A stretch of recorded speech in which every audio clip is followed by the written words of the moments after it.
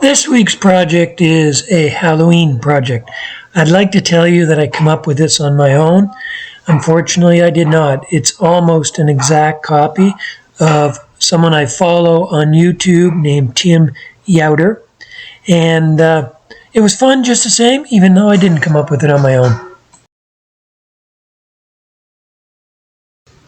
So this project involved 4 separate turnings, 2 for the eyes, 1 for the nose, and 1 for the mouth. This first block of wood was a scrap piece of maple that I had, and I was going to use this to turn the eyes and also the mouth. In hindsight, this was not a good choice. It had a high degree of spalding in it, which ended up with a strange discoloring in the eyes. I wish I had used just a plain piece of maple. So you saw there just a second ago, I was using my roughing spindle gouge. That's a good tool to take a piece of square stock and make it round to start. And then once it's round, I switch to my bowl gouge, which gives me a finer cut, and also I tend to favor it a little bit more than the spindle roughing gouge. Probably more so just because I'm not as used to using my roughing spindle gouge as much as I am my bowl gouge.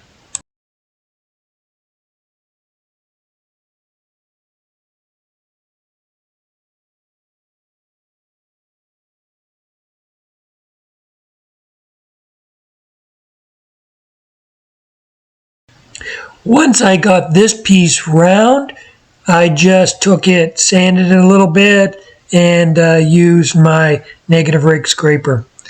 Now I'm switching to a piece of mahogany square stock, which was about 1 inch square. Same process, I rounded this up as well, as this is going to form the pupil of each of the eyes.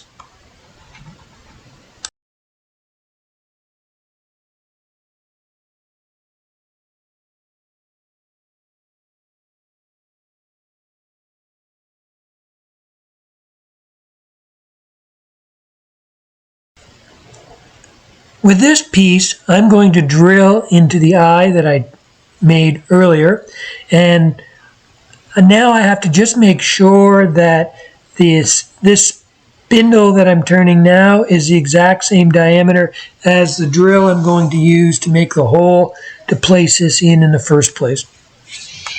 So I stopped a number of times, used my caliper gauges, and just took some very fine cuts till I got it down to the exact diameter that I was looking for.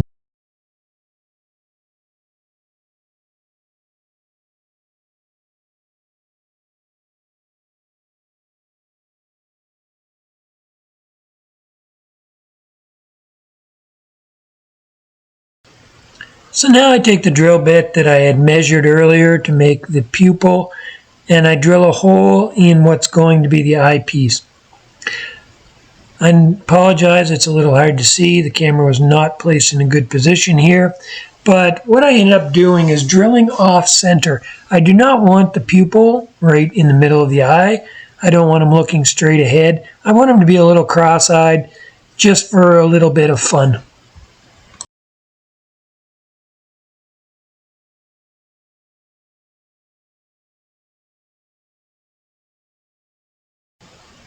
From this view, you can see the hole that I've drilled, and it is definitely off center. Now I'm just going to take some wood glue and glue this in. This is going to be outside the majority of the time, so I'm actually using Titebond glue, which is a good outdoor glue. I know that's not what the bottle that the glue is in says. That's just a cheaper glue, but I just use that bottle because I like it, but it is Titebond that I'm using.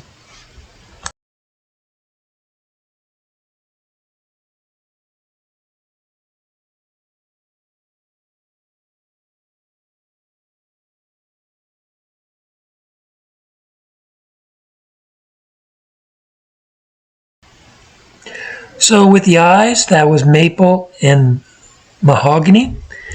For the nose, I just used an exotic pen blank that I had left over from another project. I'm not sure what the wood was. It's a very hard wood, but it had nice coloring, and it was actually a good size stock to use for turning the eyes. Like all the others, I just made it round first and then began shaping the nose once I made it round. With it round, I started shaping it, giving a bit of a taper. Here I'm just using my carbide tool, just very easy to cut and make the shape. Once I do that, then I use a parting tool, plunge in and make the smaller diameter, which will actually be the size that I drill a hole in the pumpkin to just push the nose in place. I didn't do anything when I went to assemble it other than just push the nose and the eyes directly into the pumpkin. The mouth, on the other hand, I did have to do something a little bit different, and I'll show you that in a moment.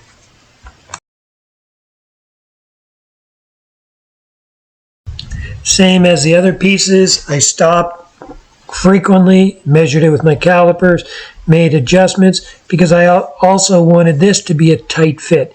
It doesn't matter the size, just as long as it's a multiple of a drill bit, and I've got a corresponding drill bit to make the appropriate size. So again, the actual size is not that critical.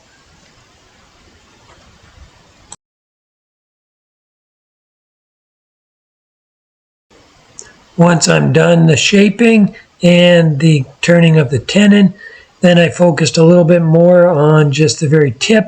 I did have a bit of a divot here from my live center, so I wanted to remove that. But with this tenon being where it is, it's not very strong, so I couldn't do a lot of turning once I removed the live center. So I just took some very light cuts across the tip and did a little bit of sanding. Again, not applying a lot of pressure because that tenon is not very strong at this point.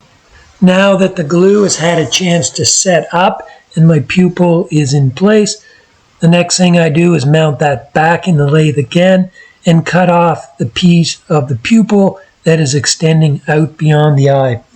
You do have to be a little bit careful because this is off center, the pupil, as I mentioned. So I just went slowly.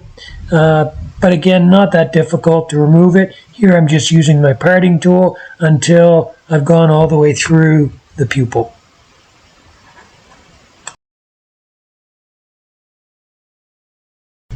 Once there's just a fine piece left, then it's just a quick snap and I can remove that piece and then clean that surface off completely.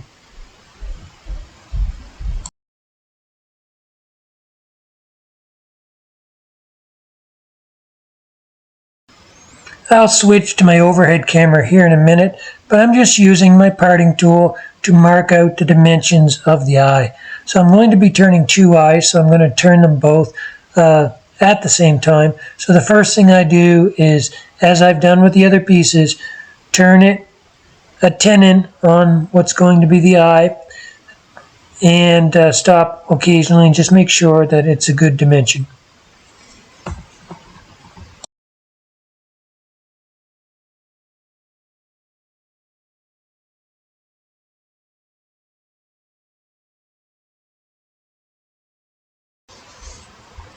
Now you can see it from the overhead view, and I'm starting to shape the actual eye itself.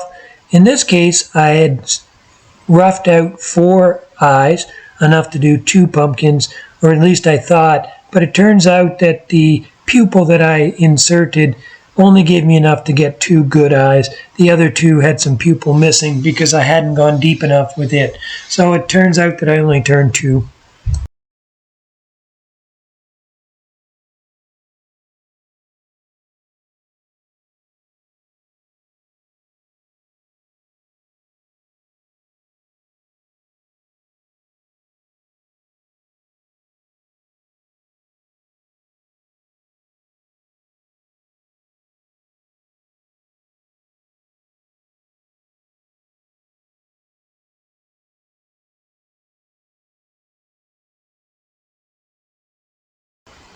I ended up using those 2 other eyes, which did not have a pupil all the way in it, and that's what I used to turn the mouth.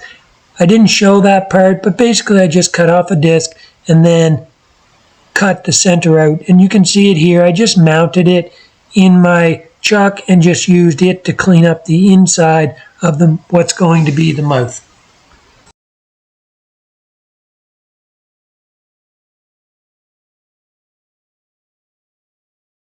And here's the finished product. Again, you can see in these eyes the wood is not really clean. It is spalted, so it did make for a bit of discoloration. If I were to do it again, I would use a cleaner wood, but I do like the overall project, and I think it turned out fairly well. For the mouth, I did mention that I attach it a little bit differently. I put 2 brad nails on the mouth, which I glued into place, and then just used those to push into the pumpkin.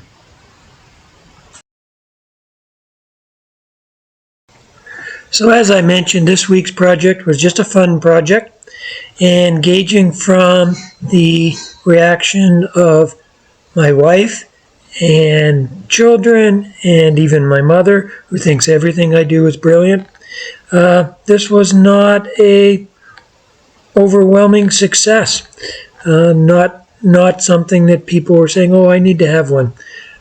Again, I enjoyed it just the same. I hope you enjoyed the project, and have a happy Halloween.